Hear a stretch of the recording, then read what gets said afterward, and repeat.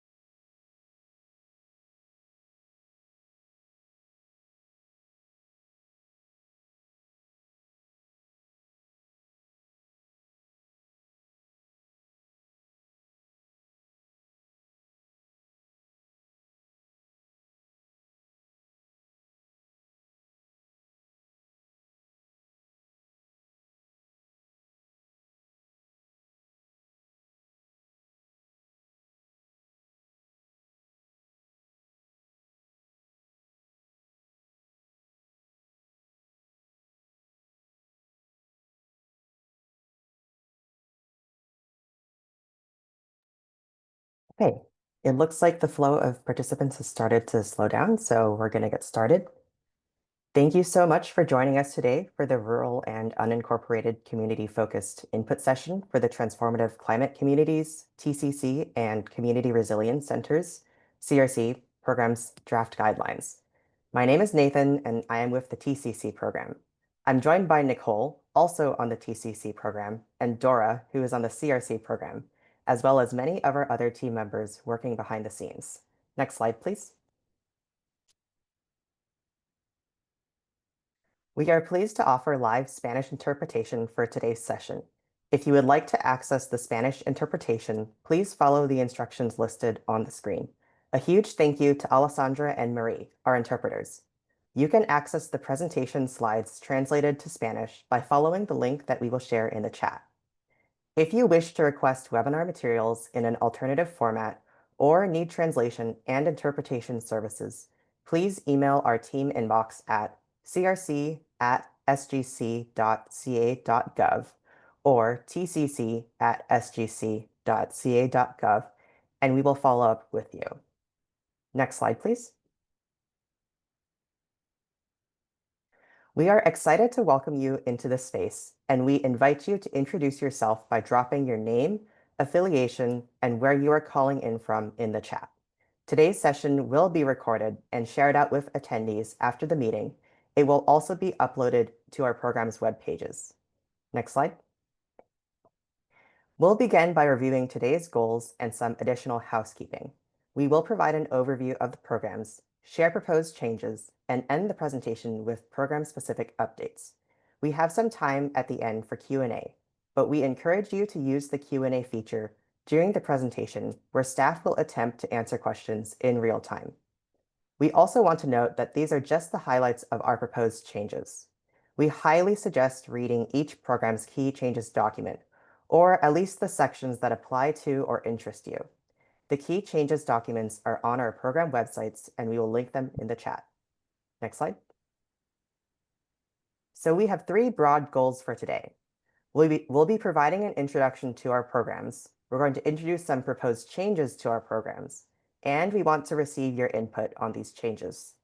Throughout the PowerPoint, we'll launch polls to get your feedback, and we'll go over how to submit additional comments at the end.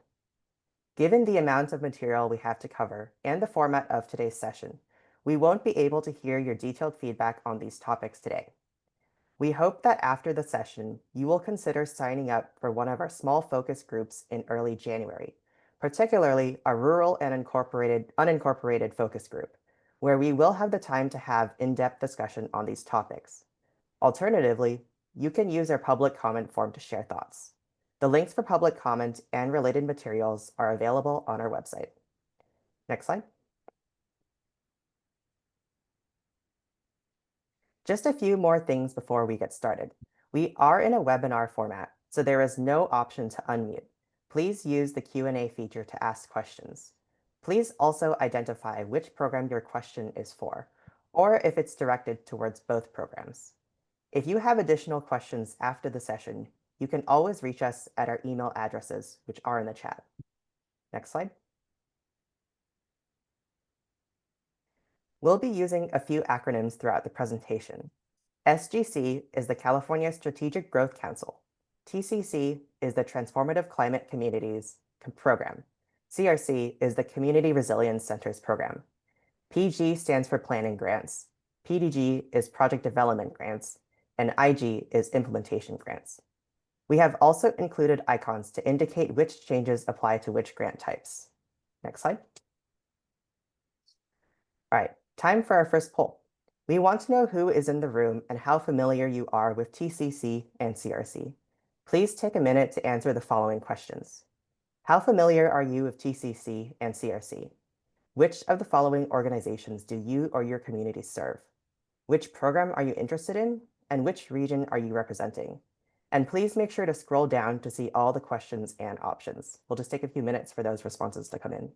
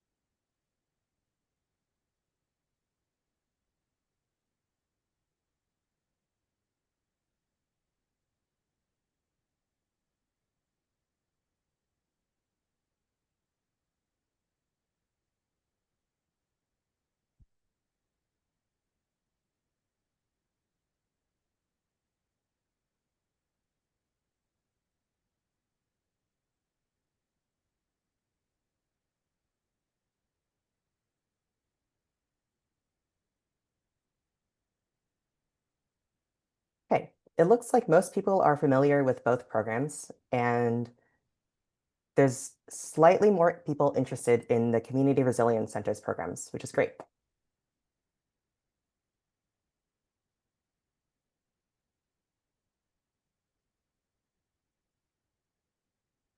Next slide, please. I will now move to an overview of the two programs. Okay, next slide.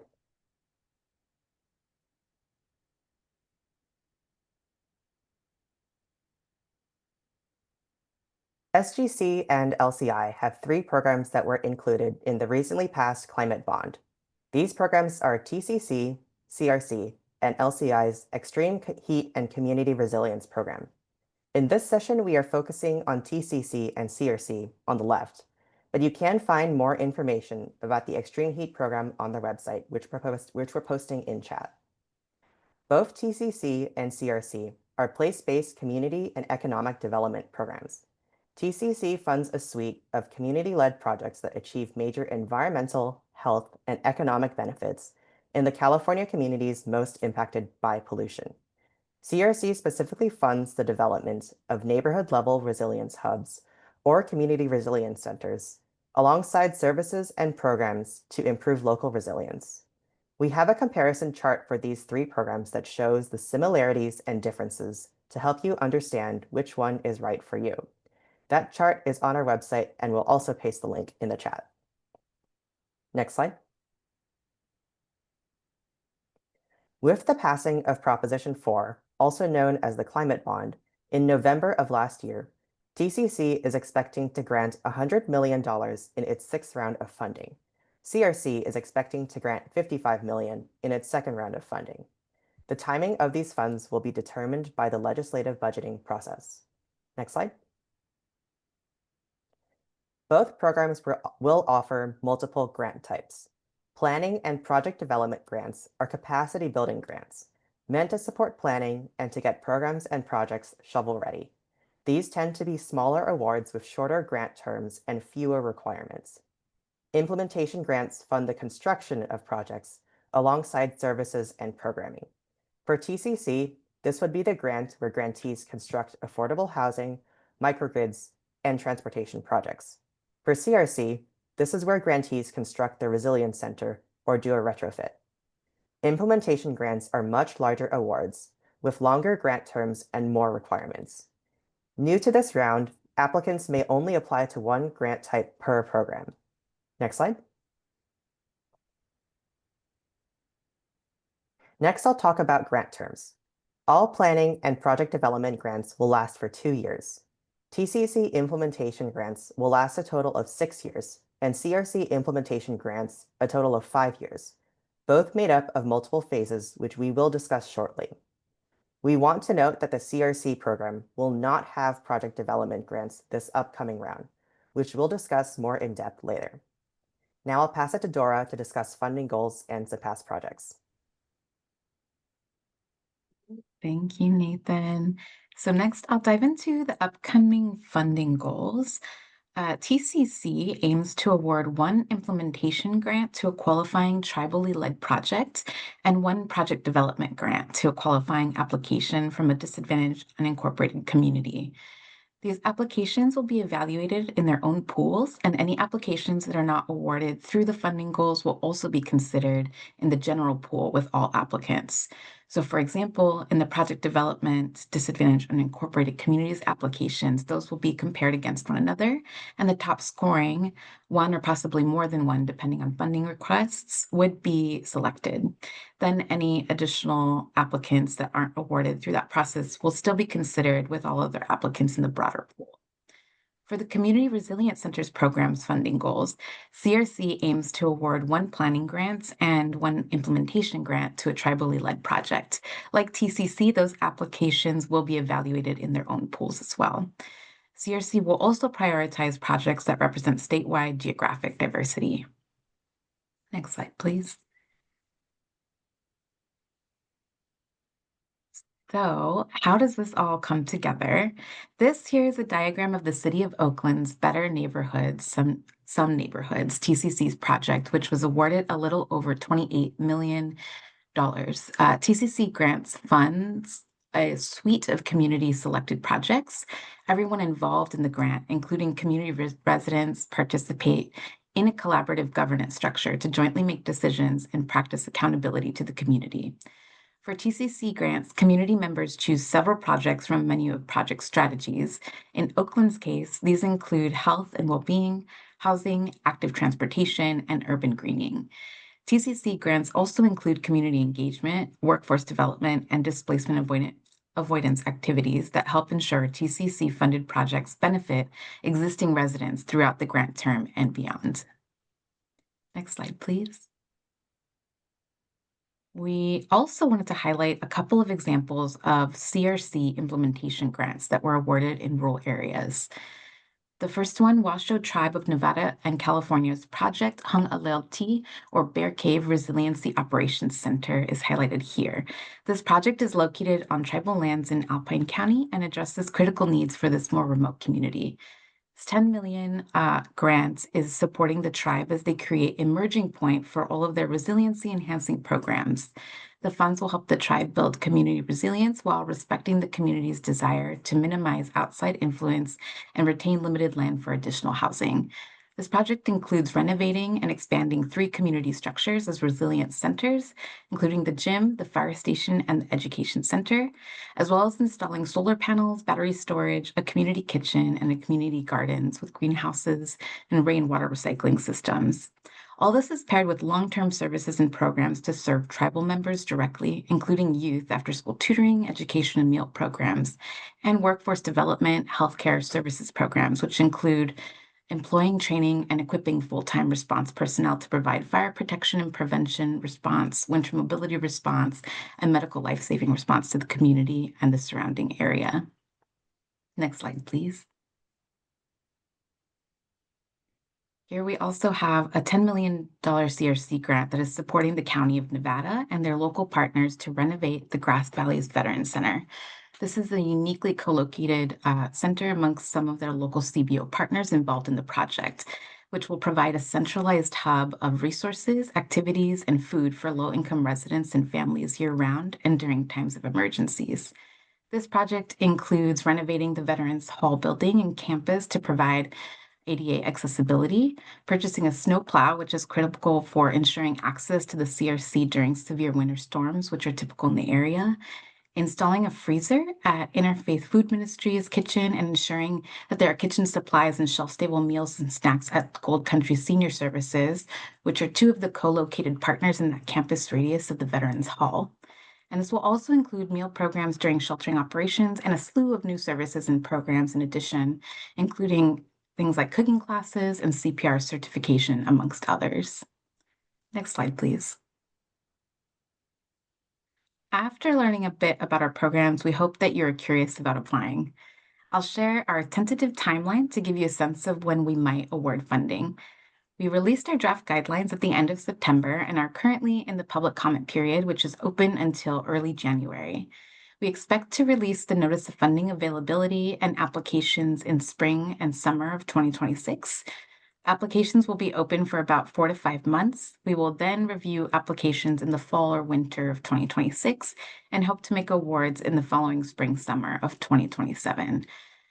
Nathan mentioned this earlier, but once again, these are approximate timelines that are subject to change and for detailed information, we do recommend that you subscribe to the TCC and CRC email lists and visit our website. And if you have any questions that come up, please feel free to put those in the Q&A feature so that staff can respond as those come up through the presentation. Next, I'll hand this to Nicole. Thank you, Dora, and good morning, everyone. Now we're going to go over some of the proposed changes that apply to both CRC and TCC programs. Next slide, please. Per the climate bond, the organizations listed on this slide are eligible to serve as lead applicants. Both federally recognized and non-federally recognized tribes are eligible lead applicants and co-applicants. For TCC only, lead applicants are generally required to partner with other co-applicants. Co-applicants can be any type of organization except for a private shareholder corporation. In our upcoming round 6, we are proposing that tribes will be allowed to apply on their own without any co-applicants. Next slide, please.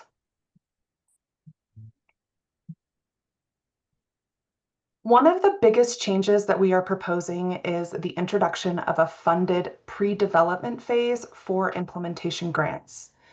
The goals are to reduce the burden of applying for an implementation grant and to provide more support to grantees before and during the implementation phase. Under the prior process, applicants needed to have fully developed project plans and meet every program requirement by the time they submitted their application. After being selected for award, they then spent approximately 6 to 12 months refining their plans with SGC staff and executing their grant agreements. This period was largely unfunded, with a small amount of funding for staff time for TCC grantees, but no support for project work.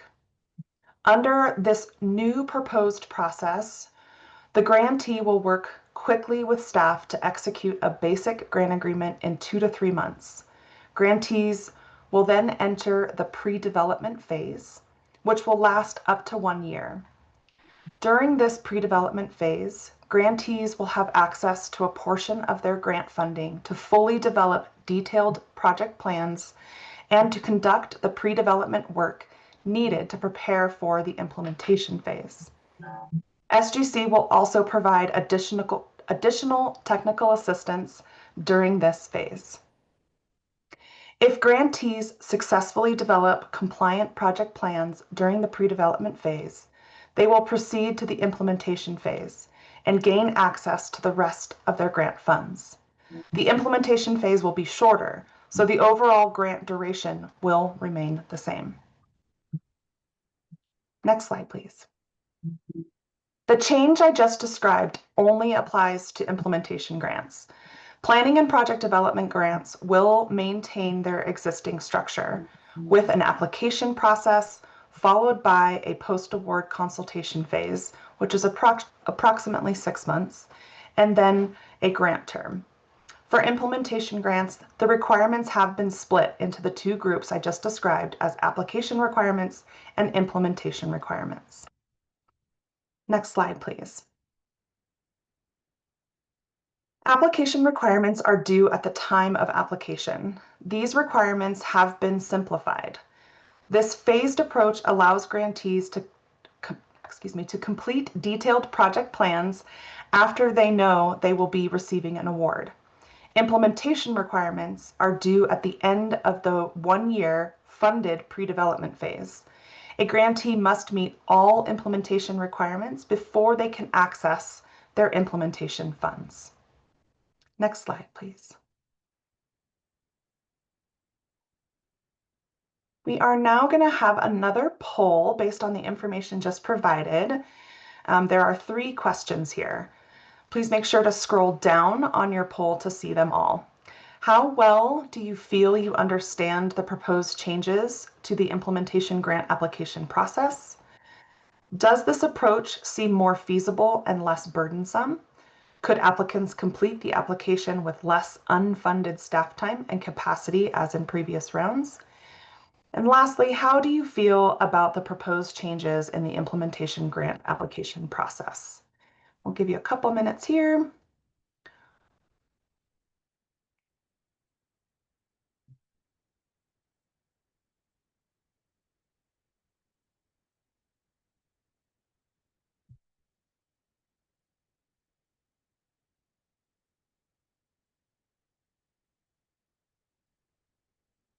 Seeing about a little over 50% participation. I'm going to give it another minute here.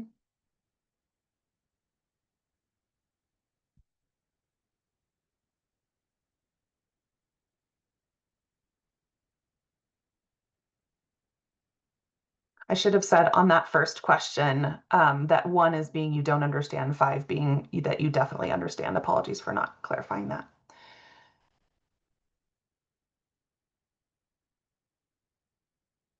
All right, we've got pretty good participation. I'm going to go ahead and end the poll. So it looks like most folks we have are either strongly familiar, or excuse me, strongly understand the process to kind of a neutral. and most agree that this approach is more feasible and less burdensome, and looks like either strongly support or somewhat support on how you feel about the application process, with also a handful in the not sure or don't have an opinion. So appreciate that, and we encourage you, if you have additional thoughts here about the proposed application process, we encourage you to submit a public comment, which we will share more information on that soon. Next slide, please. As mentioned previously, tribal applicants have flexibility with respect to the collaborative governance structures. That said, I'm going to briefly illustrate the difference between an application and implementation requirement using the collaborative governance structure as an example. In previous rounds, project development and implementation grant applicants had to submit a formal collaborative governance agreement with their application. This agreement was a memorandum of understanding that described how the lead and partners would collaboratively govern the funded work over the lifetime of the grant. Under our new application process, applicants and partners will not need to draft an MOU prior to applying for the program. Instead, during the application process, they will fill in a worksheet that SGC will provide to answer questions about their governance structure. If an applicant is selected for an award, they will have a few months before executing the grant agreement to turn the worksheet into a formal agreement and have it executed by all parties. Next slide, please. Both programs are proposing to have funding goals. First, TCC aims to award one implementation grant to a qualifying tribally led project and one project development grant to a qualifying application from a disadvantaged unincorporated community. These applications will be evaluated in their own pools, and any applications that are not awarded through the funding goals will also be considered in the general pool with all applicants. CRC aims to award one planning grant and one implementation grant to a tribally led project. Like TCC, those applications will be evaluated in their own pools. CRC will also prioritize projects that represent statewide geographic diversity, with no more than 40% of the total available funds may be awarded to projects within the single California Office of Emergency Services Fire and Rescue Mutual Aid region. Next slide, please. In addition to the funding goals described in the previous slide, both programs will also award priority points to a few different types of applicants. Tribes will receive priority points. This includes tribes who accept their grant through a tribally led owned nonprofit. On the other hand, tribal serving nonprofits that are not acting on behalf of a particular tribe will also receive priority points, but will receive fewer. Past SGC and LCI grantees will also receive priority points in order to support communities through the project pipeline and make implementation funds available to grantees who have completed SGC or LCI funded planning and project development work. TCC will also award priority points to applicants from disadvantaged unincorporated communities, and CRC will award priority points to under-resourced unincorporated and/or rural communities, as well as to projects that demonstrate strong and diverse partnerships. For TCC, tribes cannot receive points for being both a tribal applicant and being an unincorporated community. Next slide, please. In the event of close scores between applicants, we are proposing to use a tiebreaker process to determine which applications will be awarded. For both grant types for CRC, applications within 1 point of each other will be considered tied, and the tie will be broken by the community engagement score. For TCC implementation grants, the tie will be broken by the prior community engagement score, which considers the degree of community planning and engagement that informed the application. For TCC's planning and project development grants, a similar process will be applied, but scores will be considered tied if they are within half a point of each other, and the tiebreaker criteria will be the objectives and vision score. The draft guidelines contain a full explanation of this process and an example scenario of how it would work. Next slide, please. We have another poll here. There's 2 questions. Do you support the addition of the close scores protocol? And do you support the addition of the funding goals? We'll give you a minute here to answer.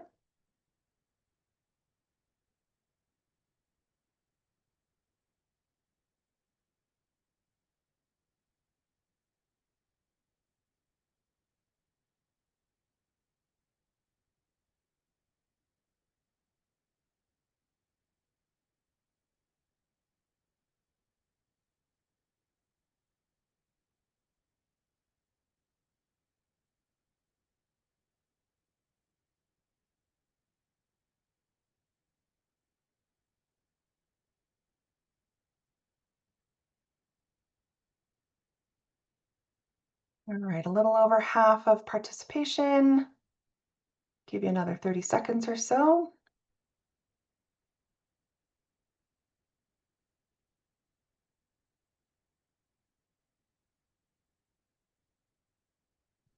All right, I'm going to go ahead and end the poll.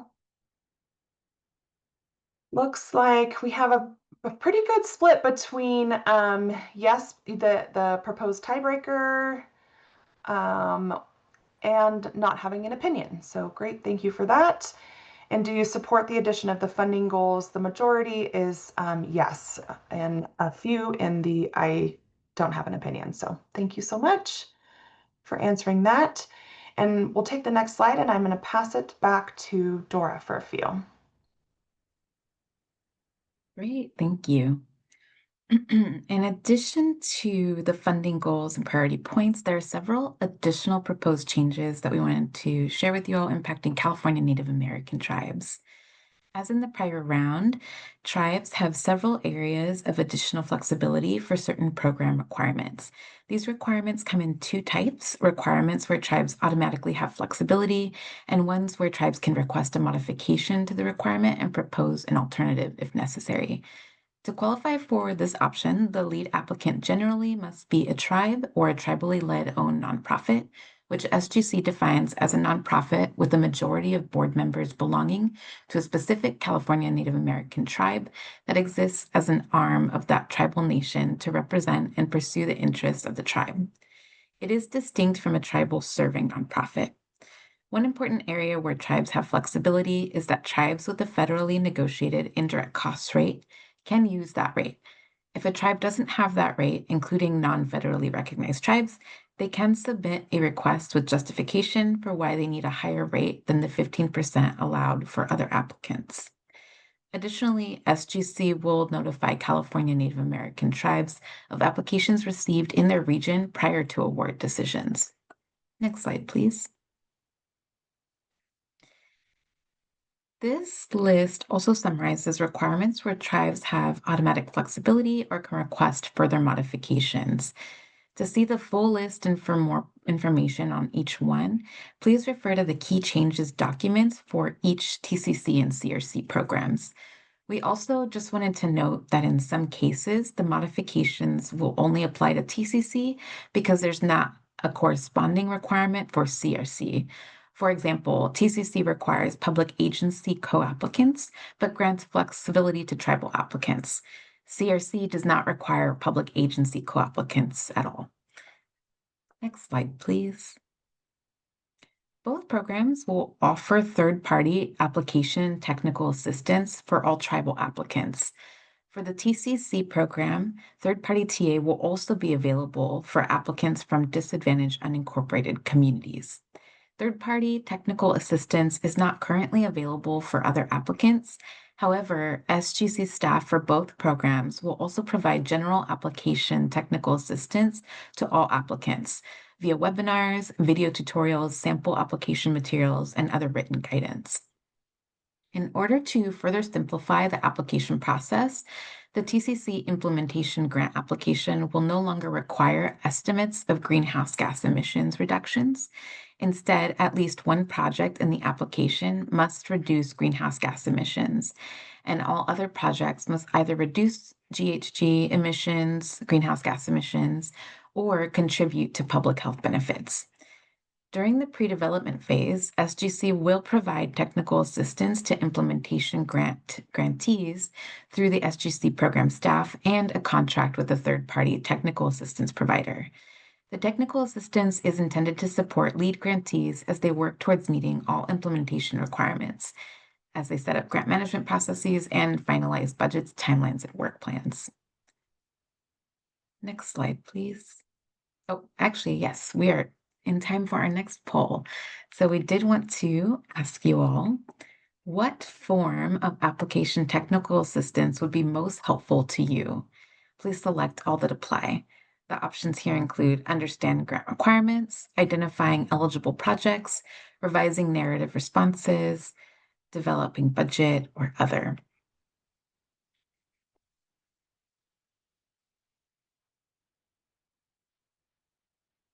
I'll give that a minute here at least to get a few more responses.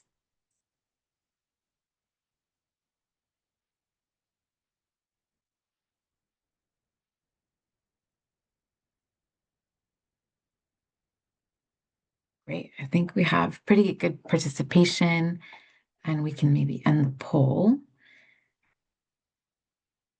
It looks like we have a really good spread here, with a high percentage wanting TA for understanding grant requirements, as well as developing budgets, and over 50% with revising narrative responses, and just about 50% with identifying eligible projects. So it looks like a pretty good spread across. Thank you all for sharing.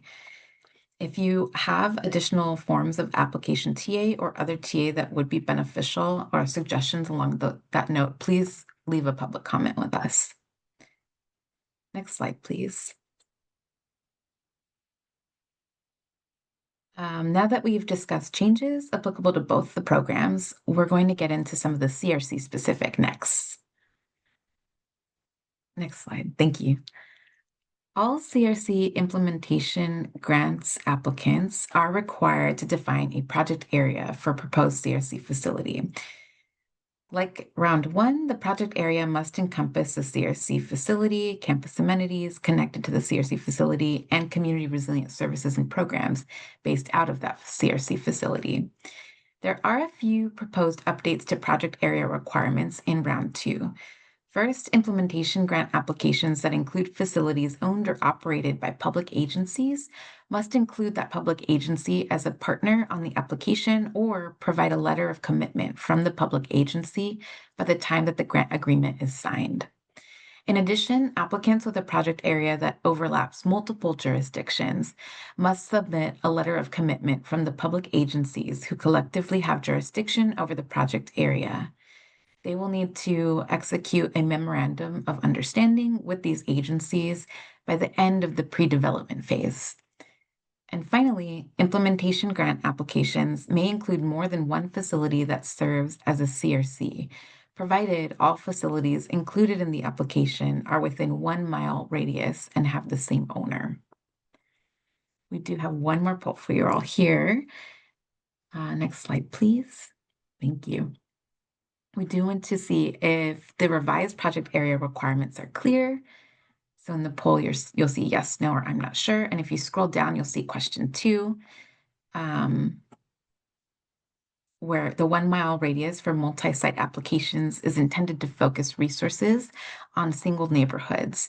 Is a 1 mile radius sufficient for applications that include multiple facilities? Yes, no, I'm not sure. So I'll give that a little bit of time for folks to respond.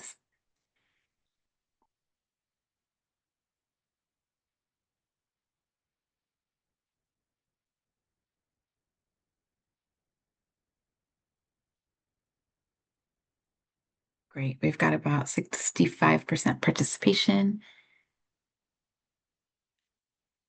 I think we can go ahead and maybe look at results together. But it looks like the project area requirements are fairly clear for most folks, with a few I'm not sure's, and a couple of no's. And for the radius, I'm seeing a good number of no's, followed by some yeses and some I'm not sure's. For those who are denoting no, it would be really helpful to receive any public comments from our rural and unincorporated communities on any particular scenarios that we should consider as we finalize the guidelines.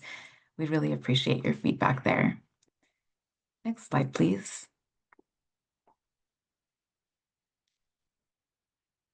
One distinct change in CRC's round 2 is that the program will no longer fund project development grants. This is due to two primary reasons. The first is that funding constraints for round 2, we do have approximately half of the funding that we did for round 1. The second reason is that planning grants and the new pre-development phase of that implementation grant type will address many of the needs previously served by the project development grant type. Next slide, please. We have not made significant changes to our lists of eligible and non-eligible activities, but we have included further nuance and clarification to the following items. We are hoping that these new lists make things a little bit clearer for awardees as they implement their projects. The list here, you can see it here, but includes things like childcare for community engagements, outreach materials and facilitators, travel and venue rentals, as well as clarifying some of those ineligible costs. Next slide, please. Lastly, similarly to round 1, CRC does not have any leverage or match funding requirements. However, new this round is that the proposed projects cannot have a funding gap of more than 10% of the overall project costs. Furthermore, any projects with leverage funds must provide documentation at time of application that they have secured these funds. So, in other words, if an application proposes a project that would cost a total of $30 million, but they are requesting $10 million from CRC, they would need to tell us where the additional 20 million or so is coming from and have the documentation that ensures that they have those additional funds to meet the total project cost. Thank you. Here we also wanted to discuss priorities in the CRC round 2 guidelines that are specific to rural communities and disadvantaged unincorporated communities. One of the changes you'll see is in the scoring section of the guidelines. For planning grants, 2 points will be awarded to a planning area located in and benefiting unincorporated communities and/or rural communities that meet the definition of an under-resourced community. For implementation grants, 4 points will be awarded to a planning area located in and benefiting unincorporated communities and/or rural communities that meet that definition of an under-resourced community. We are also maintaining a modification clause from our round 1 guidelines in the round 2 guidelines. Projects located in rural communities for whom certain requirements present a hardship may request modifications with justification for their basically asterisk functions or features in the guidelines. Below is a quick summary list that includes the items where rural modifications could be applied to CRC functions and facility features, which come up as needs for year-round emergency activation or overnight sheltering. But we do recognize that for rural communities, these can provide challenging to be met on site at the CRC facility or even nearby through local partnerships. These specifically include, for the CRC functions, pet sheltering, showers and ADA compliant showers, laundry, portable restrooms, and portable restrooms in the event of water disruptions. We also included the following facility features as possible modification requests optional for rural communities: broadband access, backup power generation and or battery storage, device charging capabilities for cell phones, personal communications devices, medical devices, power wheelchairs, and other assistive devices and technology. In these cases, applicants must name the asterisk function or feature, provide context for the specific hardship, and propose a relevant and feasible modification. Staff would then review those requests on a case-by-case basis. For example, broadband connectivity in rural communities may depend on external factors beyond the scope of an applicant's control. A relevant and feasible modification to the broadband requirement could include something like high-speed internet access in the CRC facility by end of grant term, in addition to purchase and/or maintenance of hotspots, satellite and ham radios, phone trees, and provisions of computer access and digital literacy trainings and resources at that CRC facility. So next we have a poll. And just want to get a little bit of temp check here to see if you feel that these rule modifications could be helpful for your community's proposal. And we also would really like to know if you can think of a scenario that should be considered with regards to rural communities and CRC modifications. If so, it would really help us if you submit public comments. So did want to sort of make that reminder here as well. See, we have about 44% participating. Give it a couple seconds. All right. We're at a little bit over half, so we can go ahead and end the poll. It does look like most folks, or about half, a little over half, find the modifications helpful, and a few are not sure. So definitely, if you all have additional feedback for us, please ensure to leave us a public comment on some of these items. Next, I will hand it back to Nicole. Thank you again, Dora. We're on the home stretch here, folks, so thanks for bearing with us. Finally, I will talk about some of the changes that only apply specifically to the TCC program. Next slide, please. The Disadvantaged Unincorporated Communities Framework for TCC was created in 2001 in response to Senate Bill 351 that required SGC to expand the program to unincorporated areas. The framework was developed as a result of a working group that involved consultation with academics, community organizations, and various governmental agencies prior to round 4. The result was expanding eligibility to disadvantaged unincorporated communities and the creation of the project development grant type. Additionally, we expanded rural project areas to larger than the 5 square miles. There is a full report of this on our website if you'd like to see. During round 4 and 5, applicants expressed needing additional guidance on how to establish disadvantaged unincorporated community eligibility, specifically needing clarity about what is acceptable as local data. In addition, round 5 application feedback revealed that some applicants were unable to distinguish whether their proposed project area is considered urban or rural using just the definitions that TCC provided, which references the Health and Safety Code definition. Next slide, please. For round 6, we have updated the definition of urban and rural and clarified how urban areas are classified. Urban areas are those designated as urbanized areas in the 2020 census. As currently proposed, urban areas remain limited to 5 continuous square miles. Rural areas are any areas not designated by the 2020 census as urbanized areas, or an area that is within a small city with a population under 50,000 and has a rural urban commuting area, or a RUCA, codes between 6 to 10. For applicants who pursue Strategy 1 in the TCC, which is Equitable Housing and Neighborhood Development, or Strategy 12, which is Community Resilience Centers for TCC, must still follow any of the definitions per the Health and Safety Code, which is the previous TCC definition and designation. Please refer to our draft guidelines, page 139, for more information. The Round 6 guidelines also clarify that the size limit of the project area applies only to implementation grants.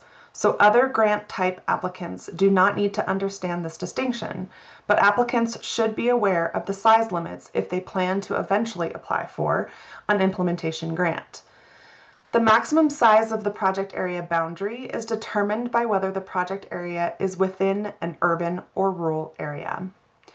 A free updated mapping tool will be made available during the application period to help applicants visualize rural and urban boundaries and to check project area eligibility.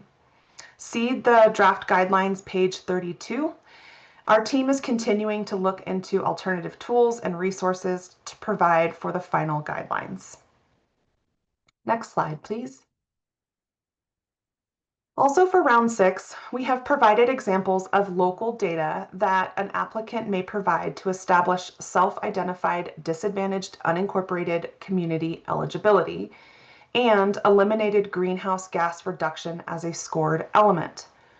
As previously stated, we have included a new funding goal to award to at least one project development grant in a disadvantaged unincorporated community, and unincorporated communities will receive priority points for all grant types. Lastly, application TA is guaranteed for all unincorporated applicants for all grant types. Next slide, please. TCC has historically required leverage funding, also known as match funding, for implementation grants. We will continue to do so, but with the new application process, leverage funding does not need to be committed by the time of application. Instead, applicants will fill out a leverage worksheet provided by SGC of all the funding sources they will pursue during that first year of pre-development phase. If you do have leverage funding already committed, please include that on your application, as it may increase your project feasibility score. Tribes are not required to have leverage funding, and it will not impact their scores. I think we have our last poll coming up next. Next slide. Great. We have 2 questions here. Do you feel you are able to distinguish whether your potential project area is an urban or rural area? Yes, no, I don't know. And if you can think of a scenario where it is not clear, we would love to have that as a public comment or in the Q&A. Give you a minute here.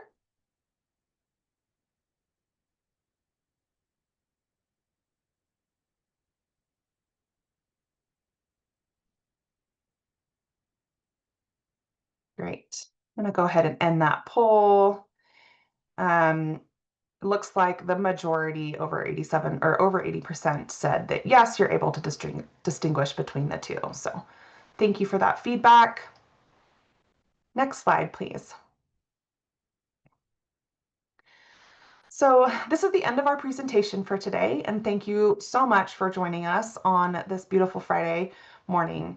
Before we jump into Q&A, we'd like to encourage you to provide feedback and share your thoughts on the draft guidelines for both of our programs. We encourage you to fill out our public comment form, which can be found by using the QR code on the screen and from the link in the chat. The form will be open until January 2nd, but if you have feedback you'd like to share with us after that, we always welcome it. We just can't guarantee that we'll be able to incorporate it into this funding round. You can reach us at our program emails at any time. And yes, the slides of this recording, or excuse me, the slides and the recording of this session will be posted online shortly. We have one more session if you'd like to attend or share with other communities. It'll be on December 4th at 10 a.m. And this is a general input session for all communities statewide. It will cover the same basic material that we covered earlier in the session, and we'll go into less depth in some of the topics that we discussed today. Next slide, please. So with our remaining time, we'd like to move into some Q&A. I know our teams have been working furiously in the background to try to answer all of your questions. I believe that some of the questions may need to be answered live, so I'm going to take a minute and work with my team here to see which ones we need to still address. I do know that there was some chatter in the chat about the 1 mile radius, and so appreciate all of that feedback. That's very helpful.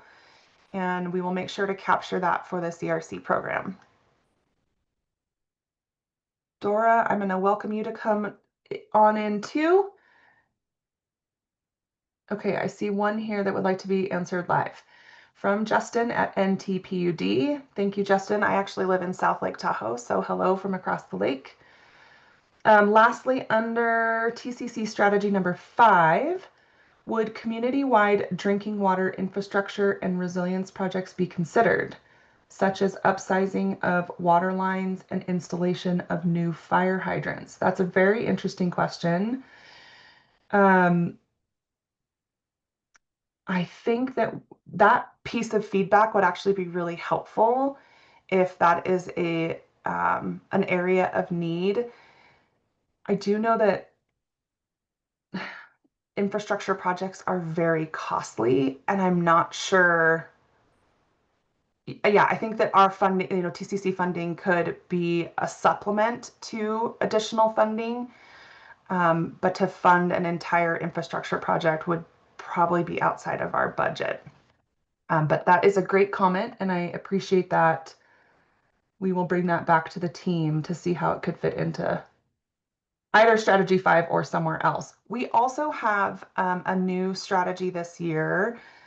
It is called Other Climate Innovation. We were trying to not limit the availability that is out there in project types.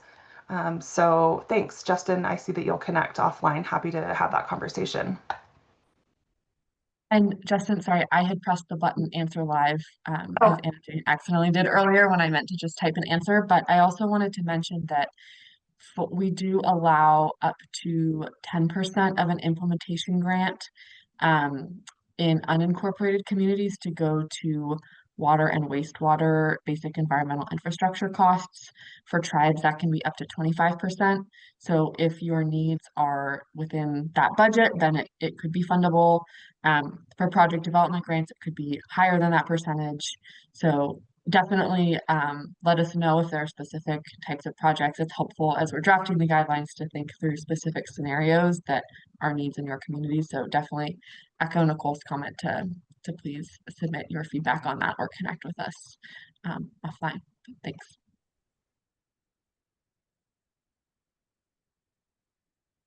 thank you. I'm not seeing any other comments come through. Oh, here we go.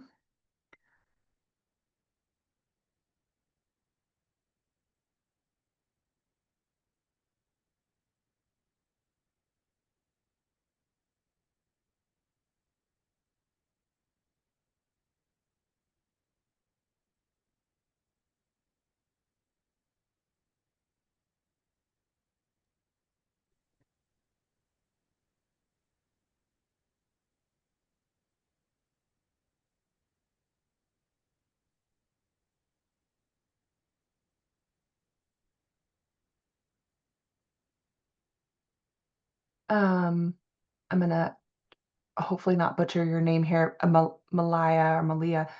Um, that is a great piece of feedback and appreciate that on the displacement avoidance plan for our implementation grants, and the barriers to the timing is how I'm seeing that being written out. So appreciate that comment, and great, you'll include it in the public comment for it as well. That is a very useful for us as we want to broaden out into rural areas, and we know that the current structure is not a perfect fit. So those types of information are really helpful.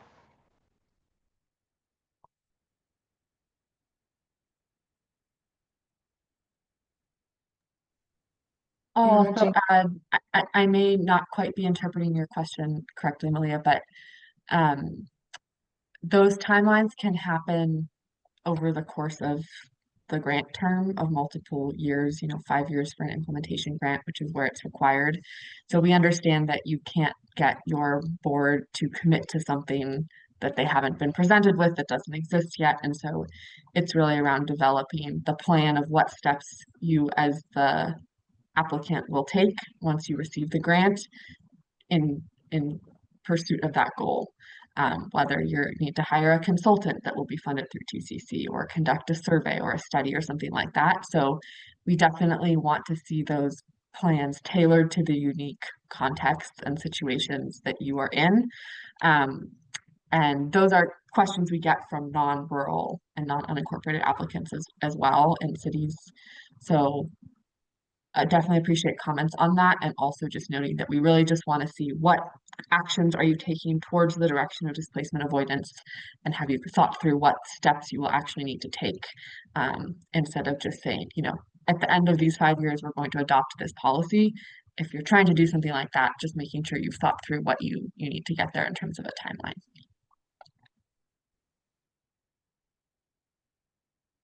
And I think we have a couple of hands raised, and we are able to have you come off mute. So let's see, ID, I'm gonna ask you to come off mute first, and then Drew will jump to you. Hi, thank you, Nicole, and it's great to see SGC staff again. Thank you for putting this together. Just have a question on like the funding goals for these specific programs, where I understand there's one DUC that will be awarded, but is there maybe a space for like one DUC, but then one severely disadvantaged or an area that qualifies as severely disadvantaged as well, kind of separate, because I kind of see a lot of communities falling under or being like falling under severely disadvantaged and then disadvantaged, where we could really like help maybe two adjacent regions that are kind of suffering from the same lack of infrastructure projects that they could really benefit from in specific regions. I'm not sure if that makes sense, but I just kind of wanted to see if maybe there is room for that, and that's something that I definitely can see putting in a public comment as well. I think that documenting that would be really helpful. These are still draft guidelines, and while we try to adapt to the needs that we are aware of and working with our partners, that piece of knowledge would be really helpful as a public comment. So appreciate you bringing that up. Thank you. And I'm gonna, let's see.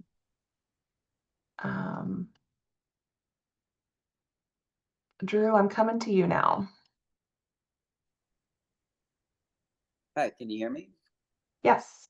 All right, great. Thanks so much for this presentation and all this great information. I just wanted to clarify, I heard something here that I didn't see in the documents, that the 1 mile radius, the idea that in rural communities, the CRC campus, different facilities can be within a 1 mile radius, but they have to be owned under the same entity. Am I understanding that correctly? Yes, I'm gonna that's wait correct. For the Community Resilience Centers program. Yeah. Thank you. Yeah. Thanks for asking that question, Drew. Yeah, that's correct. That the facilities must be within 1 mile radius of each other, as the way it's currently drafted, and that they should have the same owner as well. Okay. Thank you for that clarity. Yeah, absolutely. And we're seeing a good amount of chatter on that. So would really appreciate further public comment or scenarios to be submitted around this component. Thanks for the question, Drew. Absolutely. Thank you.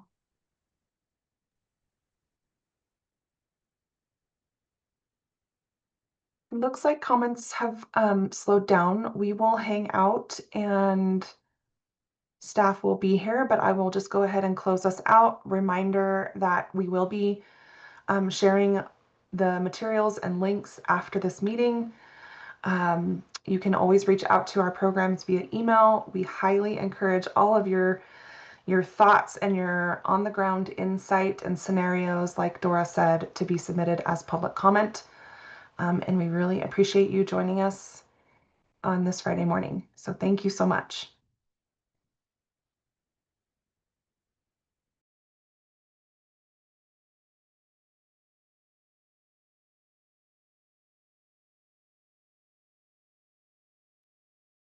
And team, if we want to answer those last few questions in the Q&A, and then I think we can close out the webinar.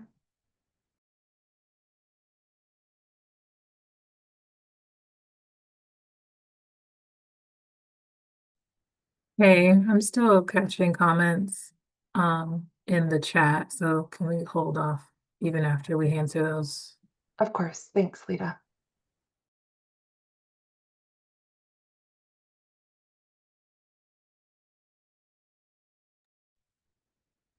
I think we have one more hand up since we're still hanging out. Maybe we can Yes. I'm sorry. My eyes are all over the screen. Here we go. Cora, I'm coming to you. Hi, can you hear me okay? Yes. So I'm with the County of Monterey and I have two things. So one is regarding the anti-displacement requirements. So the project site that we have is a bit complicated because it is a multi-jurisdictional project. So it's a rural unincorporated community abutting a urban city. And so the anti-displacement requirements that we would have to provide are going to be different in each of those jurisdictions. So providing some flexibility there for rural communities would be really helpful. Mm-hmm.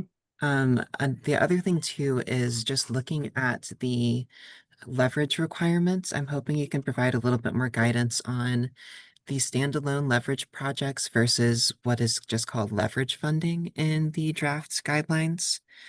I put in the chat that being able to count the standalone leverage projects up to 50% would be very helpful for rural unincorporated communities because getting those projects funded, especially for our low income and disadvantaged communities, is a years long process.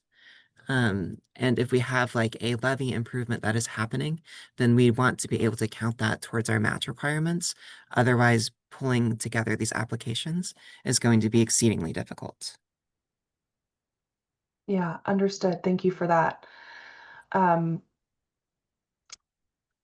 There is, and I don't have that number right in front of me. If someone else on the team can pull it up from the guidelines, there is a split on what can be standalone versus leverage contributing to a TCC project.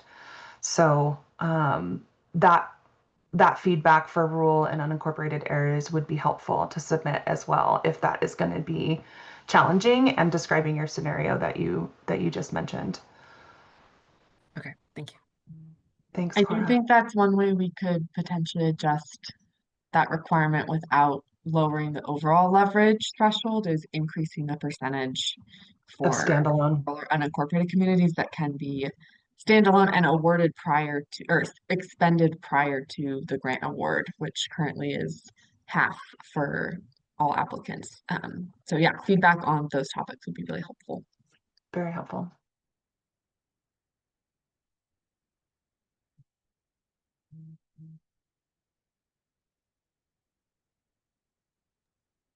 Hi, I'm just going to come off mute and answer Matt's question.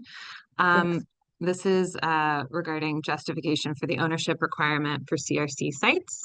So just a couple of notes here. And again, welcoming feedback, especially at this phase of public comment.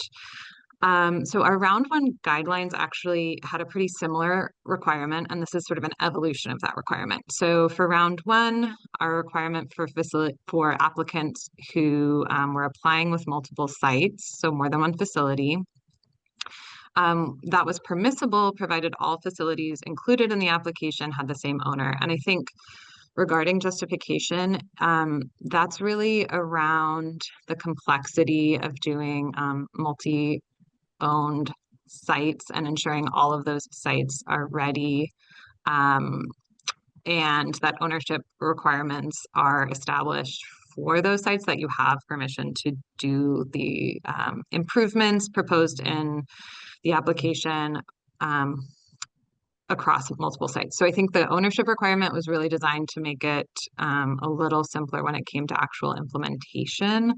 There are a lot of moving pieces with these grants. They do involve collaboratives, and so in our experience, site ownership can be a bit of an implementation hurdle to get over, and we do have kind of limited timelines to actually get these projects constructed.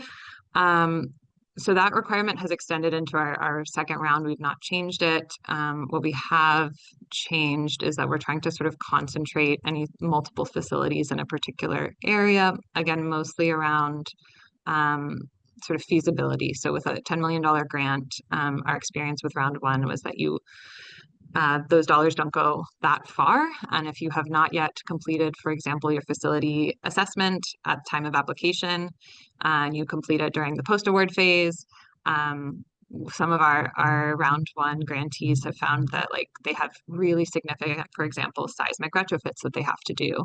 And so a two-site proposal sort of becomes a one-site proposal at that stage. So I think this is really trying to circumvent some of those implementation barriers and make sure that those dollars get invested appropriately. But again, welcoming feedback at this stage, totally hearing that there are a lot of different formats and ways that we could make this feasible for folks.